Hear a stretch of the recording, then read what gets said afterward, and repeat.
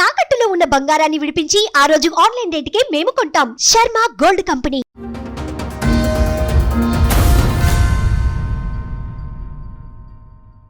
Madam నమస్తే అండి. నమస్తే. మీ పేరేంటి మేడం? ఎక్కడి నుంచి వచ్చారు? మౌనిక మేడం, మల్లాపూర్. మల్లాపూర్. ఏంటమ్మా ఇక్కడ దాకా రావడానికి కారణం ఏంటి? Madam wife and husband problem. Okay, marriage ఎప్పుడైంది మీకు? 2023లో అయింది madam. 14/6/2023. Okay, oh 2 years back. 2 years back. చెప్పండి అమ్మా, మీరేం చేస్తారు, మీ హస్బెండ్ ఏం చేస్తారు, ఎప్పటి వరకు కలిసి ఉన్నారు, పిల్లలు ఉన్నారా? మేడం మ్యారేజ్ అయినాక బాగానే ఉన్నాం మేడం. మా హస్బెండ్ వ్యవసాయం చేస్తారు, కౌలు బట్టి చేస్తారు. అయితే బాగానే ఉన్నాము. ఒక 1-2 months అట్లా మంచిగానే ఉండే. ఒక అమ్మాయి సంధ్య అనే అమ్మాయి మా హస్బెండ్కు పరిచయం ఉందంట మేడం. సంధ్య అనే అమ్మాయి పరిచయం ఉందంట మీ హస్బెండ్కి. ఎన్ని ఎకరాలు ఉన్నాయి మీ హస్బెండ్ వాళ్ళకి?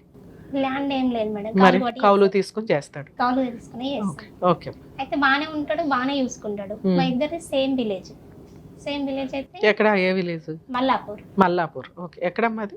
తిమ్మాపూర్ మండలం మేడం. ఓకే, ఇప్పుడు అక్కడ నుంచి వచ్చావా నువ్వు? అవును ఎందుకు తల్లి అక్కడ అంత దూరం నుంచి ఇక్కడ దాకా?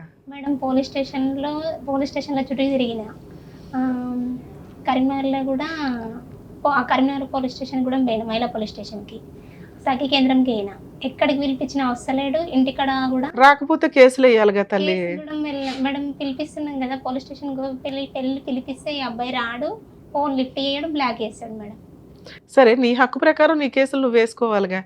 ఇక్కడ దాకా వచ్చావంటే నిజంగా థ్యాంక్స్ అమ్మా, నిన్ను మెచ్చుకోవాలి.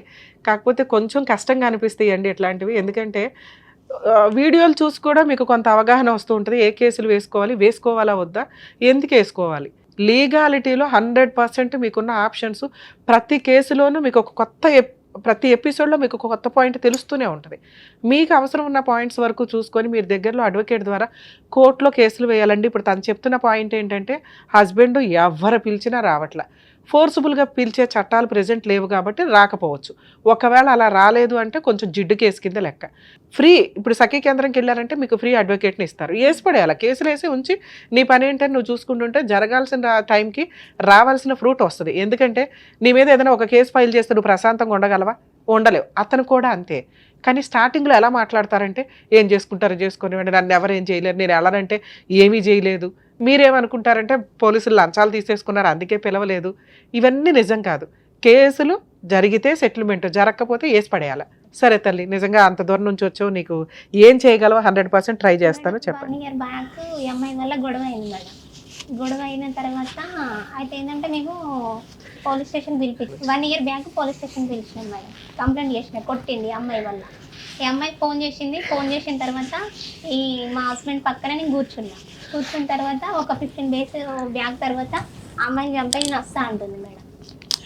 అన్న తర్వాత గొడవ, ఇక ఇద్దరికి మధ్యలో గొడవ అయింది. ఇది చంపడం ఏంది, ఇది అంతేంది, వాళ్ళ హస్బెండ్ వదిలేసి అమ్మాయి రావడం ఏంటి అని గొడవ అయింది. ఆ గొడవ నిన్ను చంపేసి అమ్మాయితో కాపురం చేయాలా అట్లా అంటుంది. అలా ఒక కండిషన్ అంది ఆవిడ.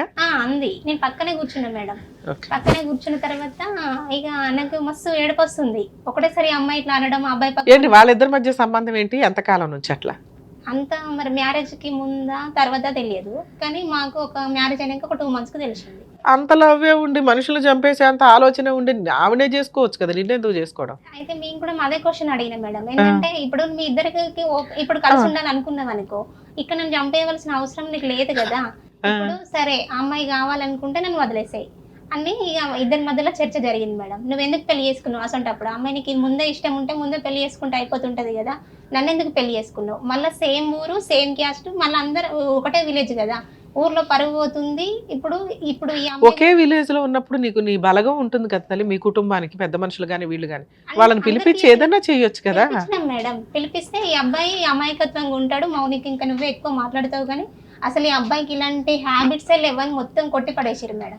అట్లాంటి అక్రమ సంబంధమే లేదనేసారు. అసలు లేనే లేదు. నీ దగ్గర ఉన్న ఎవిడెన్స్ ఏంటి? ఫోటో, ఆమె ఫోటో పెట్టుకోవడము ఇన్స్టాగ్రామ్ లో. మాకేమైనా చూపించగలవా? ఫోన్ మొత్తం పగలగొట్టేసిండు మేడం. ఇదంతా ఎప్పుడు తెలిసింది నీకు? ఆ అమ్మాయిని చంపేసి నా దగ్గరకు వచ్చే అనింది, నా పక్కనే ఉండగా అన్నావు చూసావా? అది ఎప్పుడు తెలిసింది? ఒక అంటే మామూలుగా వీళ్ళకు రిలేషన్ కంటిన్యూ అవుతుందని చిన్న చిన్న ఇష్యూ అవుతుంది. ఆమె ఫోన్ చేసినప్పుడల్లా మాకు ఇష్యూ అవుతుంది. కానీ ఒక 11 months మ్యారేజ్ అయినాక 11 months అట్లా తర్వాత అయింది మేడం. 11 months తర్వాత అయిన తర్వాత ఇక గొడవలు బాగా అవుతున్నాయి. గొడవలు బాగా అవుతుంటే ఇట్లా నన్ను మాట్లాడుకోవచ్చు అని పెద్ద మనుషులన్నా ఇట్లా అందరు ఎప్పుడు తింటాడు కావచ్చు అంటే, లేదమ్మా అసలు ఆ రాకేష్కి ఇలాంటి హ్యాబిట్సే లేదు, నువ్వు అంతా ఉత్తగా అబద్ధం చెప్పేస్తున్నావు అని మొత్తం అందరూ ఒకరంటే ఒకరు కాదు మేడం, అందరికి మనిషి చెప్పినా కూడా ఇదే లైట్గా తీసేసారు. ఈ అమ్మాయి వచ్చి ఇప్పుడు ఇంట్లోకి వచ్చినాక అంటున్నారు అమ్మాయి చెప్పింది నిజం ఇప్పుడు అంటున్నారు. ఏది నువ్వు విడిపోయిన తర్వాత? విడిపోయిన తర్వాత. ఎంతకాలం అయిందమ్మా మీరు విడిపోయి? విడిపోవడం అంటే దూరంగా వచ్చి 1 year బ్యాక్ గొడవ అయింది మేడం. గొడవ అయిన తర్వాత వీళ్ళ మామయ్య, వాళ్ళ అన్నయ్య, వాళ్ళ ఎవరు ఇంకా బామ్మర్ది వీళ్ళందరూ కలిసి నువ్వు నోటరీ ద్వారా విడాకులు ఇచ్చేసి వెళ్ళిపో అంటున్నారు మేడం. అంటే మీ ఊర్లో నోటరీ విడాకులు చెల్లుతాయా? అట్లా రాసేసుకోవచ్చు ఎవరు పడితే వాళ్ళు?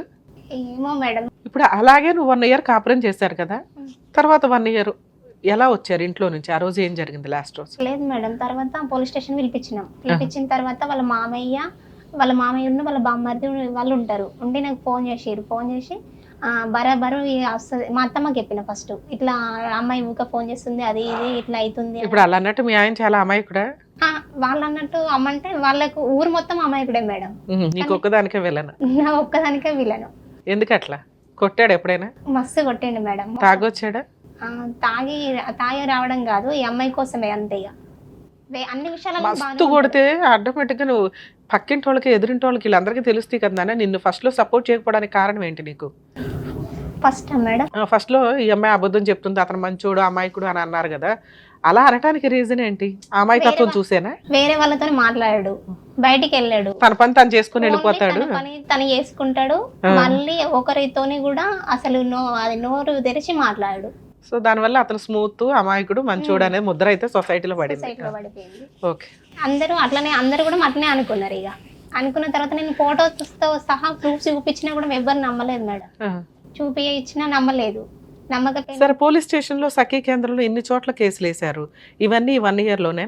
లేదు మేడం, ఇప్పుడు ఈ 1 year అయిపోయిన తర్వాత మళ్ళీ మేము నోటరీ ద్వారా మనం విడిపోదాం, బరాబరా అమ్మాయి వస్తుంది ఏంది అది ఇది అని వాళ్ళ అది మా అత్తమ్మ వాళ్ళ అన్నయ్య గిట్లా ఈ అబ్బాయికి సపోర్ట్ చేసారు ఎక్కువ.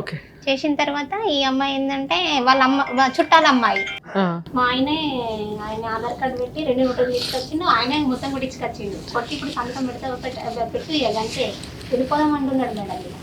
సంతకాలు పెట్టావా దాని మీద? ప్రెజర్ చేస్తే సంతకం పెట్టేస్తావా? మీ అమ్మ మీ నాన్న పెద్ద మనుషులు ఎవరు లేరా? అమ్మ వచ్చింది. ఎందుకు పెట్టారు సంతకం? విడాకుల కోసం? డబ్బులు ఏమైనా ఇచ్చాడా? మరి సెటిల్మెంట్ ఏమి అవ్వకుండా ఎట్లా తల్లి? మీకు పెళ్లి ఖర్చులు అయ్యి ఉంటాయి, కట్నం ఏదో ఇచ్చుంటావు, కాపురం చేసావు, నీ జీవితం నాశనం చేశాడు, ఇన్ని ఉన్నాయి కదా, ఫ్రీగా సంతకాలు ఎందుకు పెట్టావు? లేదు మేడం, ఏమనంటే వాళ్ళ మామయ్య ఇట్లా అన్నయ్య ఇట్లా అటు పనిపోతాడు కదా, మా అమ్మకి హెల్త్ మంచిగా లేదు, అన్నయ్య నేనేగా మేమిద్దరమైనా. అవునానా? వచ్చేయాలి ఇంట్లో నుంచి. అతనెవరు సంతకాలు అడగడానికి, నువ్వెవరు సంతకాలు పెట్టేయడానికి? వన్స్ సంతకాలు పెట్టినాక నీకు ఏ పవర్స్ ఉండవు, కోర్టులో డైవర్స్ తీసుకోవడమే. నువ్వు ఏ కేసులు వేసినా అవి పనికిమాల కేసుల కిందే లెక్క. ఆల్రెడీ సంతకాలు పెట్టేసి విడాకులకు ఓకే అనేసి మళ్ళీ హెరాస్మెంట్ చేస్తుందంటే డబ్బు కోసం అని అంటారు. నువ్వు అమౌంట్ కోసం స్టార్టింగే అబ్జెక్షన్ పెట్టాలి. ఫస్ట్ సంతకాలు పెట్టేసి మరి ఆ పేపర్లు చెల్లవు కదంటారు, లీగాలిటీ వేరు, కానీ మోరల్ వాల్యూ డ్యామేజ్ అవుతుందిగా. భయపడిపోయాను సంతకాలు పెట్టానంటే ఇప్పుడు ఏ ధైర్యం ఉంది? 1 year నుంచి ఏ ధైర్యంతో అన్ని కోర్టులు అన్ని పోలీస్ స్టేషన్లు తిరుగుతున్నావు? అదేదో ఆరేజా తిరిగితే బాగుండేది కదా. 1 year తర్వాత కాదు మేడం, అప్పుడే పోలీస్ స్టేషన్కి వెళ్ళినాం. మళ్ళీ సంతకాలు పెట్టినాక వెళ్ళావు, పెట్టకుండానే వెళ్ళొచ్చుగా. పెద్ద పోలీస్ స్టేషన్ లో పంచాయతీ అయింది. ఇది కాయిదాలు మొత్తం అయిపోయినాక వెంటనే సార్ దగ్గరికి పోయినాం, ఎస్ఐ సార్ దగ్గరికి. సార్ దగ్గరికి పోయినాక మీ ఇష్టం వచ్చినట్టు రాసుకోవడానికి నోటీలు రాయడానికి ఇదేమన్నా అదనుకుంటున్నారా? మీరే లాయర్లు అది ఇది అయిపోయారా? లీగల్ గా ఇది చెల్లదు మౌనిక, ఉత్తగా మీరు ఎందుకురా ఇట్లా అది తెలివి లేని పనులు చేసుకొని సంతకాలు అది ఇది అంటే అసలు నీకు ఏ న్యాయం చేసిండని అది చేస్తున్నావు. రాకేష్ ఇట్లనే అని ఇద్దరికి భయం చెప్పాడు మేడం. మీరు కలిసి ఉండక చిన్న బొమ్మల పెళ్లి ఆట లెక్క ఏంది గొడవలు, సపరేట్గా కలిసి ఉండక అని ఇంకా అమ్మాయి కోసం ఏంటిదమ్మా అంటే ఇట్లా అయింది సార్, అమ్మాయిని పిలిపిస్తే కదా సార్ మా ప్రాబ్లం క్లియర్ అయ్యేది, మాకు ఏ ప్రాబ్లం లేదు సార్, ఓన్లీ అమ్మాయితోనే ఉంది ప్రాబ్లం సార్, అంతకు మించి నన్ను అంతా బాగానే చూసుకుంటాను సార్ అని నేను అన్నాక రాకేష్ ఉత్తగా వాళ్ళ దానికోసం వేరే అమ్మాయికి పెళ్ళి అయింది, నువ్వు ఇప్పుడు అమ్మాయిని డిస్టర్బ్ చేసినా వాళ్ళ ఫ్యామిలీ మొత్తం డిస్టర్బ్ అవుతుంది, ఇక్కడ మీరిద్దరు డిస్టర్బ్ అవుతారు, వద్దు నాన్న సపరేట్ కానీ ఆయనతో కాంప్రమైజ్ చేసి పంపించండి సార్. మేడం ఒక 1 week రాక ఇక ఇద్దరు ఒకరికొకరికి మాట్లాడుకోలే, సైలెంట్ గానే ఊరుకున్నాం. ఒక 1 వీక్ తర్వాత ఫుల్ నాకు ఇక బాగా డిస్టర్బెన్స్ అయింది, ఏడవడం అది ఇది బాగా అయిన తర్వాత ఒక 1 వీక్ తర్వాత సరే నా పని నేను చేసుకుంటా, ఈయన కూడా సైలెంట్గా కూకున్నాడు కానీ సైలెంట్గా. ఓకే, లాస్ట్గా ఎప్పుడు విడిపోయారు తల్లి మీరు? ఇంట్లో నుంచి ఎప్పుడు వచ్చేసావు? 1 year back madam. 1 year back. ఈ 1 ఇయర్ నుంచి ఏం చేసావు? ఏం లేదు, ఎవరితో ఉంటున్నావు, ఎక్కడ ఉంటున్నావు, ఎలా బతుకుతున్నావు? ఇద్దరిది ఒకే ఊరు కాబట్టి ఈయన మళ్ళీ నాకు కాల్ చేసిండు మేడం. ఒక 1 వీక్ తర్వాత నేను హైదరాబాద్ వచ్చేస్తే ఏదైనా పని చేసుకుంటాను కదా, మరీ ఖాళీగా ఉంటే ఇబ్బంది అవుతుంది అన్న తర్వాత మళ్ళీ కాల్ చేసిండు మేడం రిటర్న్ కాల్ చేసి మనం విడిపోవడం ఎందుకు, అమ్మాయి అత్తమ్మ వాళ్ళ ఇంటికాడ వాళ్ళ అత్తగారి ఇంటికాడ ఉన్నది, ఇప్పుడు మన ఇద్దరు గొడవల వల్ల ఇప్పుడు మళ్ళీ వాళ్ళ ఫ్యామిలీ డిస్టర్బెన్స్ అవుతుంది వద్దు అని చెప్పిండు మేడం. ఏం చెప్తున్నావు తల్లి? అమ్మాయి వాళ్ళ అత్తగారి ఇంట్లో ఉందా? వాళ్ళ అత్తగారి అంటే ఆ అమ్మాయికి పెళ్ళయింది, అమ్మాయి అయినా నిన్ను చంపేసి వస్తే చేసుకుంటుందా? మరి అలా ఆయన కూడా చంపేస్తారా? వాళ్ళ ఆయనకు కాలుకు నొప్పి అయిందంట మేడం. అయితే కాలుకు నొప్పి అయిందంటే ఈయన కాలుకు నొప్పి అయింది, ఈయన మంచిగా ఉంటే నేను ఉండా. మంచి పని తల్లి, ఆదర్శ మహిళ, ఆదర్శ మీ ఆయన. 1 వీక్ తర్వాత మళ్ళీ వచ్చి ఓకే కాంప్రమైజ్ అయ్యిండు, ఏడిచిండు మేడం. ఏడిచిన తర్వాత మళ్ళీ పోలీస్ స్టేషన్ కి నువ్వెందుకు కాంప్రమైజ్ అయ్యో? ఆ అమ్మాయి కోసం చంపడానికి కూడా ప్లాన్ చేసేద్దాం అనుకున్నావు, నీతో నేను రాని ఎప్పుడైనా చంపేస్తావేమో అనుకోవాలి కదా. మేము హైదరాబాద్ వస్తున్నాక మళ్ళీ కాల్ చేసిండు, మంద డబ్బా పెట్టిండు ఫోన్ లో మంద డబ్బా పెట్టి ఏది చచ్చిపోతానా? మనం అమ్మాయి కోసం ఎందుకు గొడవ, ఏదో అయింది, నాకు తప్పు అయింది, ఇంకోసారి తప్పు అసలు నువ్వు చెప్పేవన్నీ నిజాలేనా? నిజమే మేడం. ఇప్పుడు నిజంగా అమ్మాయి కోసం నిన్ను చంపేయమని అమ్మాయి సలహా ఇస్తే ఆవిడ కోసం నిన్ను చంపలా, ఈలోపు నువ్వు పంచాయతీలు పెట్టావు, అయినా కలుస్తున్నాడు. సరే నువ్వు పోట్లాడుతున్నావు, నాకు నువ్వు వద్దు వద్దు అనటం వల్ల ఏదో విడాకుల మీద సంతకాలు పెట్టించుకున్నాడు, నువ్వు అలిగి ఇంట్లో నుంచి వచ్చేసావు, పోట్లాడి వచ్చేసిన 1 వీక్కి అమ్మో నువ్వు లేకపోతే బతకలేను అని నేనే చచ్చిపోతానని ఓ మందు డబ్బా పెట్టాడు 1 వీక్లోనే నువ్వు చెప్పడం. సరే మీ ఆయన మంచోడే అయి ఉండొచ్చు, నువ్వంటే ఇష్టమేమో, నువ్వే గాయాలు గంపవేమో మేడం. కాదా? మేడం ఇష్యూ జరిగిందంటే ఇద్దరు ఒకరికొకరికి అనుకుంటాం కదా. బాగా తెలిసిందే ఈ పాయింట్. ఇష్యూ జరిగితే ఒకళ్ళొకళ్ళు అనుకోవడం వేరు, నువ్వు ఒకదానివే పడిపోవడం వేరు, నువ్వు నోరేసుకుని పడిపోతున్నావేమో అని. లేదు మేడం, ఏం అనలేదు. కాకపోతే ఏంటంటే మరి మందు బాటలు పెట్టాడు, ఏమైంది ట్విస్ట్? ఈయనంటే నాకు ఇష్టం ఉంది కాబట్టి. ఏ మందు బాటలు పెట్టాడు తల్లి? చచ్చిపోవడానికి తాగడానికి? పాయిజన్ అమ్మా అమ్మా కొడతాం కదా అదేనా? ఓకే. మందు డబ్బా పెట్టేసిన తర్వాత ఏడ్చిండు బాగా. ఏడ్చిన తర్వాత నేను సిద్దిపేటకి వచ్చినాక మళ్ళీ వచ్చి నేను రిటర్న్ తీసుకుపోయిండు. పోలీస్ స్టేషన్ లోకి వెళ్ళిన తర్వాత సార్ మేము కలిసి ఉంటాం సార్ అన్నాడు. అన్న తర్వాత అత్తమ్మ ఇంటికి పోయిన తర్వాత మా ఇంట్లోకి వద్దు అని అత్తమ్మ ఒప్పుకోలేదు. ఒప్పుకోపోయినాక ఒకటే ఊరు కాబట్టి దగ్గరనే, పొలం కూడా దగ్గరనే, మా ఇల్లుకు మా పొలానికి దగ్గరనే ఉంటది. డైలీ మంచిగానే ఉంటాం, మాట్లాడుకుంటాం, మంచిగానే ఉంటాం మేడం, కలుసుకోవడం అన్ని మంచిగానే మాట్లాడుతూ మంచిగానే ఉంటాడు. ఈ 1 ఇయర్ బాగానే ఉన్నాడు. సడన్ గా ఒక 2-3 months అవుతుంది కావచ్చు మేడం. ఈ అమ్మాయిని మాట్లాడి ఫోన్ మాట్లాడింది, ఫొటోస్ ఇట్లా అన్ని పంపరా అది ఇది అనుకుంటే మంచిగా ప్రేమతో మాట్లాడుతున్నాడు మేడం. అలా ఆయన బతికే ఉన్నాడా? బతికే ఉన్నాడు మేడం. కాలు నొప్పి తగ్గిందమ్మా? నాకు టెన్షన్గా ఉంది.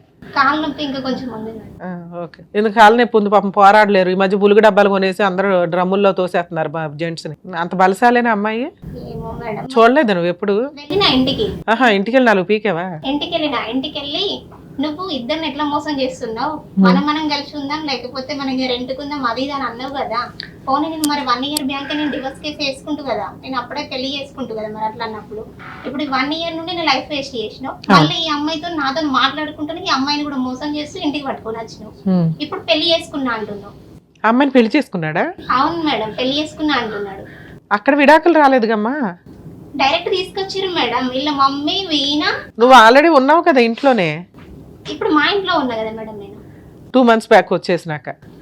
ఇప్పుడు గొడవ అయింది కదా మేడం. ఆ గొడవ ఎప్పుడైంది? ఎన్ని నెలలు అవుతుంది? 1 year అవుతుంది.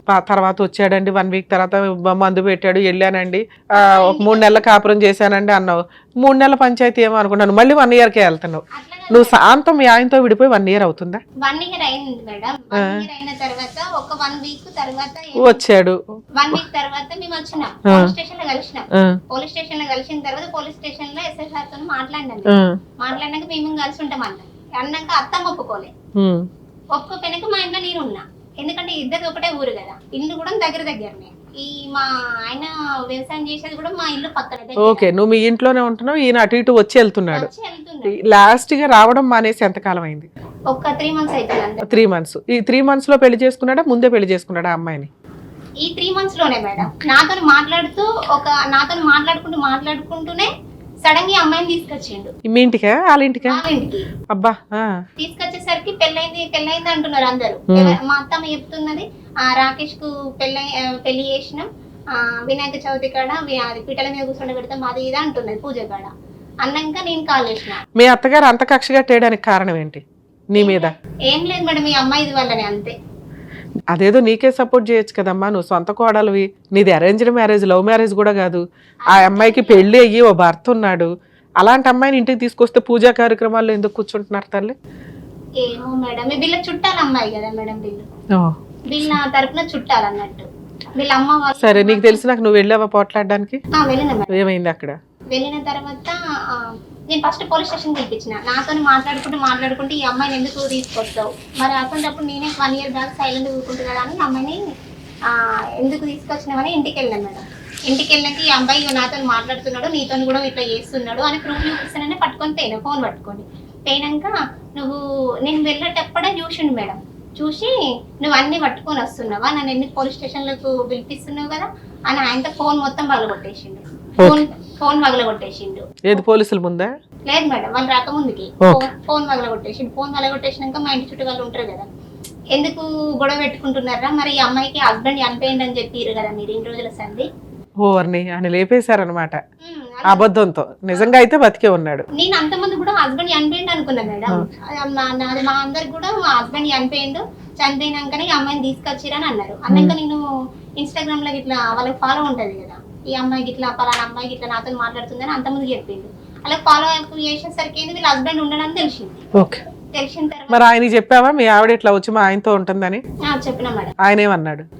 ఇక్కడ అంటే ఇప్పుడు మా ఆయన వల్ల ఏమైనా మీకు డిస్టర్బెన్స్ వచ్చిందా, లేకపోతే మీరు ఎందుకు విడిపోయారు, ఈ అమ్మాయి మా ఇంటికి వచ్చింది అని చెప్పినా మేడం. చెప్తే మీ వల్ల కాదు, వేరే అబ్బాయి వల్ల. ఇవిడికి ఇంకో ట్విస్ట్ ఉందా?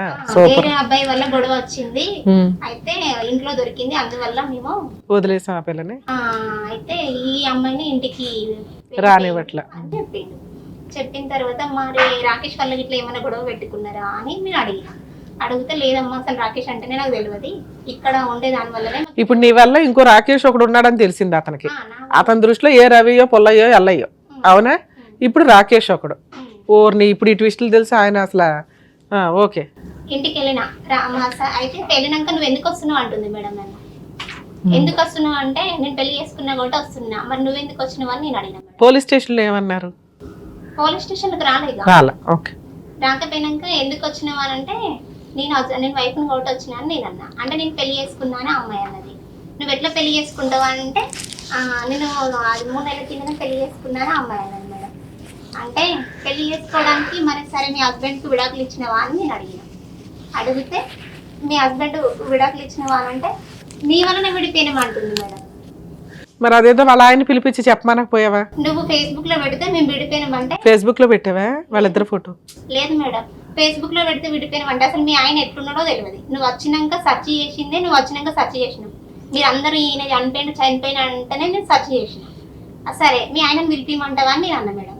మీ ఆయనను పిలిపిమంటానా అంటే అన్ని ప్రూఫ్స్ తో సహా పట్టుకొని వచ్చినావా నువ్వు అని కథ మీద మాట్లాడనిస్తలేదు. ఆమె ముందే ఇష్టం వచ్చినట్టు కొడుతున్నాడు నిన్ను. ఆమెనేమో నేను బరాబరి చేసుకుంటా, ఎక్కడ చెప్పుకుంటావు చెప్పుకోపో అంటుంది మేడం. సరే, ఇవన్నీ 2 months లో నడిచినాయి. ఇప్పుడేంటి ఇక్కడ దాకా రావడానికి కారణం ఏంటి? ఏమన్నా కేసులు పెండింగ్ ఉన్నాయా కోర్టులో? కేసులు కోర్టులో ఏమీ లేదు మేడం. పోలీస్ స్టేషన్ లో గానీ ఎక్కడైనా పెండింగ్ ఉన్నాయా? FIR గానీ ఇట్లా? లేదు మేడం. ఎందుకు పోలీస్ స్టేషన్ లో గానీ సఖీ కేంద్రంలో గానీ ఇవన్నీ నీకు తెలుసు, ఒక ఐడియా ఉంది, అక్కడ కంప్లైంట్ ఎందుకు ఇవ్వలేదు? కేసులు ఎందుకు రిజిస్టర్ చేయాల? కేసు అంటే ఏంటంటే అడిగి పోయిన తర్వాత మీరు మాట్లాడుకోవచ్చు కదా అమ్మ. ఓన్లీ అమ్మాయికి హస్బెండ్ ఉన్నాడు కదా, ఏదో పెద్ద మనుషులను లేకపోతే ఇంటికి పోయో నువ్వు మాట్లాడుకోవచ్చు కదా అని వాళ్ళు చెప్తున్నారు. కూడా ప్రాబ్లం క్లియర్ అవుతుంది. కేసులు ఇదంతా పంచాయతీ పెట్టుకొని ఆ అబ్బాయిని ఎందుకు అది చేయడము, మీరు మళ్ళీ కేసులు పెట్టిన తర్వాత కూడా విడిపోతారు. ఎందుకు ఇంకా గొడవలు ఇష్యూ పెద్దగా అవుతాయి కదా అని ఎక్కడ పోయినా కూడా సరే, ఆ కాంప్రమైజ్ కి అతను రావట్లేదు కదా, అవునా? అతను రావట్లా. ఇప్పుడు ఈ 2-3 months లో నువ్వేమీ చేయలే, అటు ఇటు తిరిగావు, ట్రై చేసావు.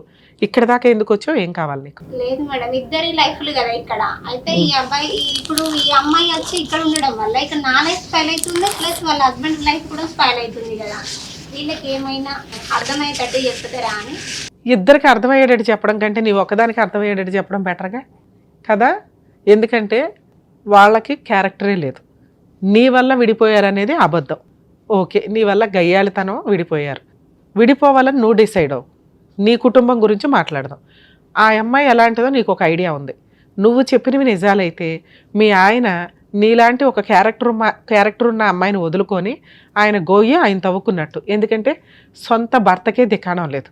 అక్కడ సొంత భర్తకి ఫోన్ చేస్తే పలానా పొల్లయ్య ఉన్నాడు, మీ ఆయన సంగతి నాకు తెలియదమ్మా అన్నాడు. అలాంటిది మీ ఆయన ఒకడు యాడ్ అయ్యాడు. అలాంటి ఒక క్యారెక్టర్ లేని అమ్మాయి మీ ఆయన జీవితంలోకి వచ్చింది. ఇక్కడ తప్పెవరిది? మీ ఆయనది. వేరే అమ్మాయిని అనుకోవడం ఎందుకు? భార్య గయ్యాలి గంప. భార్యని ఎట్లా కంట్రోల్ పెట్టుకోవాలి, ఎట్లా ప్రేమించాలి, ఎట్లా నోరు తగ్గించాలని ఆయన చూసుకోవాలి కదా. ఇప్పుడు నీవే చెప్పగలిగితే అది ఒకటే చెప్తాడు. ఎందుకంటే నువ్వు అన్యాయాన్ని ఎదిరిస్తావు, మాట్లాడతావు, హక్కులు మాట్లాడుతున్నావు. భార్య గురించి ఎట్లా ఉండాలి, ఇంట్లో ఏంటి అని. ఇది ఆయనకి పెద్దగా తెలియట్లా. ఇక్కడ ఈ అమ్మాయి ఫస్ట్ నుంచి పరిచయమో ఇంకొకటో, పైగా అమ్మాయి ఎవరిని పడితే వాళ్ళని లవ్ చేసే టైప్లో ఉంది. దానివల్ల అమ్మాయి వచ్చింది. ఇప్పుడు మీరు అయినా నా భర్త కావాలి అని అనుకుంటున్నారా? ఇంత వేరే పెళ్లి చేసేసుకొని ఇలా ఉన్నా కూడా. అందుకే నీకు కౌన్సిలింగ్ ఇస్తే బెటర్ అని అన్న. ఎందుకంటే వాళ్ళిద్దరూ నిన్ను చంపేయడానికి కూడా ప్లాన్, సరదాగా అన్న, జోక్గా అన్న, ఒక సరదా మాట అనేశారు, అనకూడని మాట. ఇక్కడ స్టార్ట్ అవుతుందంటే తర్వాత ఏంటిది? ప్రిపరేషన్ అంటే ఏ ఒకటి అరేంజ్ చేసుకోవడం, ఎలా చంపాలని యూట్యూబుల్లోనే ఎక్కడో ఎత్తుక్కొని. తర్వాత అటెంప్ట్, సక్సెస్ అయితే క్రైమ్. అర్థమవుతుందా? ఒక క్రైమ్కి 4 స్టేజ్లు: intention, preparation, attempt, crime. Attempt మర్డర్కి కూడా పనిష్మెంట్ ఉంటుంది. ప్రిపరేషన్కి పనిష్మెంట్స్ అనేవి ఉండవు, ఇంటెన్షన్కి అసలు ఉండవు. ప్రిపేర్ చేసినప్పుడు అటెంప్ట్ జరగాలి. నేను ఒక కత్తి తెచ్చి ఇక్కడ పెడితే నిన్ను చంపేసినట్టు కాదుగా. సో అటెంప్టో క్రైమో జరిగితే క్రైమ్ కంప్లీట్ అయినట్టు. అది ఎప్పుడైనా జరగచ్చు. ఎందుకంటే నువ్వు మాట్లాడుతాను, వాళ్ళకి నచ్చట్లా, నిన్ను వదిలించుకోవడం కుదరట్లా. ఏ క్షణానన్నా వాళ్ళిద్దరూ కలిపి నిన్ను ఏదోటి చేస్తారు. నీ ప్రాణం మాకు ఇంపార్టెంట్, సొసైటీకి ఇంపార్టెంట్. అవునా? నువ్వు మారటం ఇంపార్టెంట్. వాళ్ళిద్దరిని పిలిచి కౌన్సిలింగ్ ఇవ్వడం జరిగే పని కాదు. ఎందుకంటే మీ ఆయన రాడు, ఎక్కడికి రాడు. నిజంగా నీతో కలిసి ఉండాలనుకుంటే మళ్ళీ అందుబాటులో ఫోటో పెడతాడు, అయ్యయ్యో రా అని చెప్పి అప్పుడు రమ్య గారి దగ్గరికి తీసుకుని రా. అప్పుడు నేను ఇవ్వాల్సిన విధంగా కౌన్సిలింగ్ ఇచ్చి కవర్ చేయడానికి ఉంది. మరి ఇప్పుడు నేను ఏం చేయాలి మేడం? నాకు నా భర్త కావాలి. 90% కేసుల్లో కొంచెం విలేజెస్లో కొంత అవగాహన ఉండదు. ఎందుకంటే కోర్టుల దాకా వెళ్ళటం సంవత్సరాల తరబడి పడుతుంది, ఎటువంటి రిలీఫ్ రాదు. వచ్చిన రిలీఫ్ ఇప్పటికిప్పుడు ఉండదు. ఈలోపు అతను వేరే అమ్మాయితోటి కాపురం చేసేస్తున్నాడు, వాళ్ళిద్దరికి పిల్లలు పుడితే మళ్ళీ నా జీవితం రోడ్డు మీదకి వెళ్తుంది అని. నిలబడని కాపురం ఎప్పటికీ నిలబడదు. ఇలాంటి కేసుల్లో కొన్ని కేసుల్లో పాపం తన ఆలోచన ఇచ్చినట్టుగా కొంతకాలం ఫైటింగ్ చేస్తే రియలైజ్ అయ్యి వెనక్కి రావడానికి అవకాశం ఉంది. కానీ వీళ్ళ కేసుకు కూడా ఆ ఛాన్స్ ఉందండి. ఎందుకంటే ఆ అమ్మాయికి డైవర్స్ అవ్వలేదు, ఇతనికి డైవర్స్ అవ్వలేదు. వీళ్ళు బాండ్ పేపర్ల మీద రాసుకున్నవి, పెద్ద మనుషుల దగ్గర రాసుకున్నవి ఎప్పుడూ కూడా లీగల్ డైవర్స్ కాదు. అది మీరు అండర్స్టాండ్ చేసుకుని వేరే పెళ్ళిళ్ళు చేసేసుకున్నా కూడా ఎప్పుడైనా ఒక పార్ట్నర్ రివర్స్ అయితే మళ్ళీ లీగల్ రైట్స్ అన్నీ ఓపెన్ అవుతాయి. కాబట్టి పెద్ద మనుషుల దగ్గర రాసుకున్న డాక్యుమెంట్ తోటో లేకపోతే నోటరీ దగ్గర రాసుకున్న డాక్యుమెంట్స్ తోటో కోర్టులో డైవర్స్ కేసు వేసుకుంటేనే లీగల్గా వ్యాలిడ్. సో ఇప్పుడు వీళ్ళకి డైవర్స్ వచ్చినట్టు కాదు. ఇంత అతను అవమానించినా, ఇంత ప్లాన్ చేసినా నాకు భర్తే కావాలండి అని ఈవిడ అంటుంది. మరి కలిపి పంపించడానికి ఎంతవరకు అవకాశం ఉందంటే ప్రజెంట్ కలిపి పంపించడం కుదరదు. ఎందుకంటే అతను ఆవిడ మోజులో ఉన్నాడు, వాళ్ళిద్దరూ హ్యాపీగా సొంత భార్యాభర్తల్లాగా పూజా కార్యక్రమాలు చేస్తున్నారు. అది దగ్గరుండే అత్తగారు అమ్మో పూజలు చేయకపోతే వీళ్ళకి మళ్ళీ చాలా పుణ్యమో ఇంకొకటో మంచి అలవాట్లో తగ్గిపోతాయి. పూజలు ఎందుకు చేస్తామండి? ఒక సాంప్రదాయంలో ఒక పూజ కానీ, ఒక ప్రేయర్ కానీ, ఒక నమాజ్ కానీ ఎందుకు చేస్తాం? మంచి అలవాట్ల కోసం, మంచి ఆలోచన విధానం కోసం, మంచి ఆరోగ్యం కోసం. ఈ 3 సర్వనాశనం అయిపోతున్నాయి ఈ సందర్భంలో. మనం ఏ సోషల్ మీడియా కానీ ఎక్కడన్నా చూస్తే వ్రతాలు, పూజా కార్యక్రమాలు ఎవరు చేస్తున్నారు, ఎందుకు చేస్తున్నారు, డాగీస్ని పెట్టుకొని కూడా చేస్తున్న సందర్భాలు ఉన్నాయి. ఆ డాగ్ మనిషి కాదంటే డాగేళ్ళు ప్రేయర్ చేయడం, డాగేళ్ళు పూజ చేయడం వేరు, మనం పక్కన పెట్టుకొని చేయడం వేరు. ఒక చెప్పులను పక్కన పెట్టుకోవడము, చెప్పులు కూడా మనకు అవసరమే, కానీ ఆ గుమ్మం బయటే ఉంచుతాం. కొన్ని రకాల సందర్భాల్లో గుళ్ళో కూడా కొన్ని రకాలు కాదు, మామూలుగానే అసలు ఎక్కడికి ఎంటర్టైన్ చేయం. అలాగే కొన్ని పనులు కొంతమంది వ్యక్తులు సాంప్రదాయబద్ధంగా చేయాలి. భక్తి ఎవరికైనా ఉండొచ్చు, మళ్ళీ వాటిని సోషల్ మీడియాలో పెట్టి హైలైట్లు చేసుకుంటూ ఆదర్శ పూజా భక్తుల్లాగా బిల్డప్లు ఇవ్వడం అనేది కొంతవరకు వర్కౌట్ అవ్వదు. అది కొంచెం మనం తప్పు చేసి పాపాన్ని మూటకట్టుకుంటున్నట్లే అవుతుంది. ఇక్కడ వీళ్ళ అత్తగారు చేస్తున్న పని కూడా అదే. సొంత కోడలికి లీగల్గా డైవర్స్ ఇవ్వకుండా, కొడుక్కి బుద్ధి చెప్పకుండా, లేదా ఈ అమ్మాయి గయ్యాళి గంప అయితే వదిలించుకున్నాక ఇంకొక అమ్మాయిని తెచ్చుకొని పెళ్లి చేయాలి వాళ్ళ కొడుక్కి. ఏ అమ్మాయిని తెచ్చుకున్నారు? అక్కడ ఒక భర్తని మోసం చేసి వచ్చిన అమ్మాయిని వీళ్ళిద్దరితోటి పూజా కార్యక్రమం చేయిస్తాను అనటం. ఇంత వరస్ట్గా ఉన్నప్పుడు ఆ సరౌండింగ్లో ఉన్న సొసైటీ పెద్దలు కొంత చూసుకుంటూ ఉండాలి. లీగల్గా డైవర్స్ అయినాకే చేయండి అమ్మా, రేపటి రోజున మన పేరు మాట్లాడతారు ఇట్లాంటి వాళ్ళు బయటకు వచ్చి, ఇవన్నీ ఇలా ఊర్లో ఇలా జరుగుతాయి అనుకుంటే పరువు దండగాని కొంచెం రియలైజ్ అవ్వండి. ఇక మీ హస్బెండ్ విషయానికి వస్తే అమ్మా, కొంచెం టైం కావాలి అతను రియలైజ్ అవ్వడానికి. నీ ఓపిక ఉన్నంత వరకు ఫైట్ చేసే రైట్స్ నీకున్నాయి. ఇలాంటి కేసులు కోర్టులో నడిస్తేనే బెటరు. నువ్వు కోర్టు చుట్టూ అతను అమాయకుడు అంటున్నావు, అతను ఆడిస్తున్న వ్యక్తి ఎవరు? ఉంచుకున్న ఆవిడ మీ అత్తగారు. వీళ్ళిద్దరికీ బుద్ధి రావాలి అంటే ఇతన్ని నువ్వు కోర్టుల చుట్టూ తిప్పాలి, వీళ్ళిద్దరిని కోర్టుల చుట్టూ తిప్పాలి.